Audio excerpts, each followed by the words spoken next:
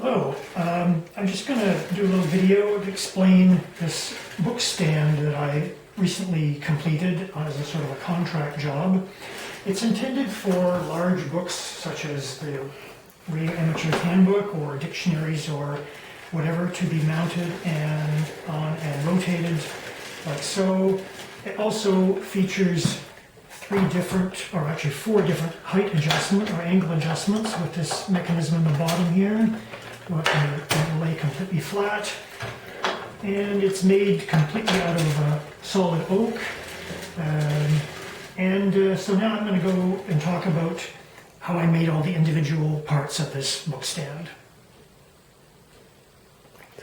Alright, so as I showed in the previous video for the entire assembly, these are all the individual pieces of wood that went into making this book stand. I made the entire stand out of one 8-foot long piece of oak, 1x5 piece that I bought from Home Depot. Of course, if it's 1x5, it's really not 1 inch by 5 inches. It's actually 3/4 of an inch thick by 4.5 inches, so you have to take that into account when you're doing your measurements and calculations. So here are these two parts here. This is the base, and it's basically a glue up of two pieces side by side. I did use biscuits for this glue up. I didn't really need them. Wood glue is very strong, but I had them anyway. I don't have a biscuit jointer, but I have a router bit that can cut a slot that's the right width for a biscuit. So that's what I used for these two pieces here. So this is the bottom onto which the Lazy Susan will be mounted, and there's an access hole here I'll talk about in a minute. Then this is the middle platform that will be rotating around. Again, there's a bunch of holes here for different things that will be mounted to it. Basically made it the same way. It's exactly the same, intended to be exactly the same size.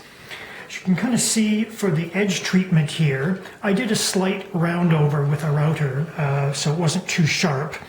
It's a 1/4 inch round over a bit, but I offset it so that it doesn't get it completely round, just soften the edges. I just wanted that kind of effect. So yeah, this piece here will then have this mount will mount onto that like so, which is where the hinges will mount. These are cut from a long section of piano hinge. You can cut them off to 4-inch wide sections. So this is for the main book platform will be mounted on that.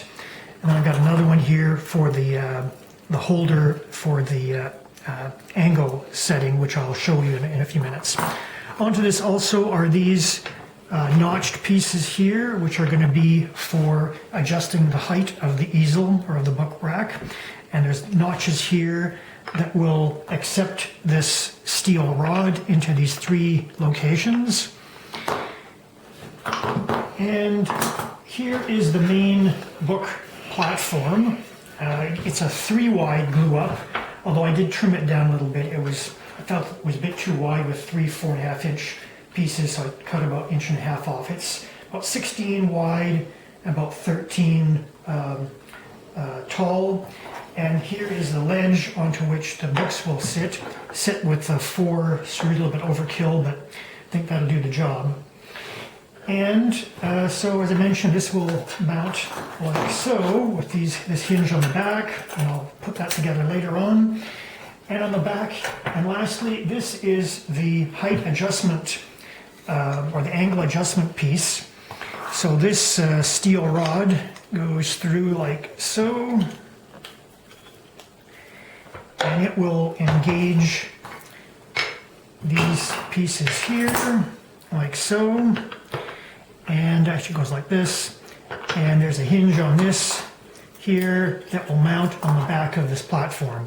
So I'll put part of it together and show you a bit later how it goes. For the Lazy Susan, it's a 6-inch one.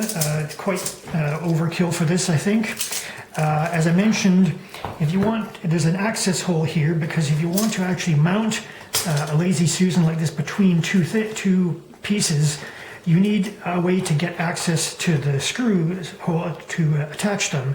So once you got one set in place, you put the other board on, and then you through the hole there, you can kind of see the mounting hole in the Lazy Susan. And you just rotate this to the 4 different positions. You have to, of course, pre-drill all the holes to be in the right locations.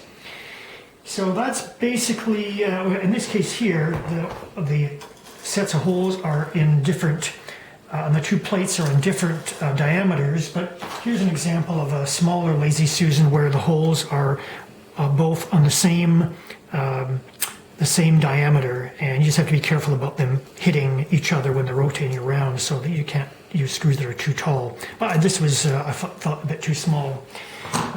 And lastly, these are the 7 or 8 pages of calculations and drawings and that I used when I was making this, just to make sure I got it right. So a lot of trigonometry required in order to get this part here the right length mounted to the right place so that it could give us the angles that we wanted.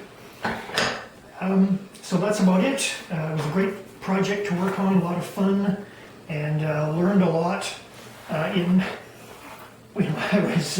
different techniques I'd read about and watched on YouTube, got to use them in practice. So I think it came out really well. There's a few odds and little flaws here and there that no one would notice, but I'm glad I got to do it. So I hope it gets used well in the future.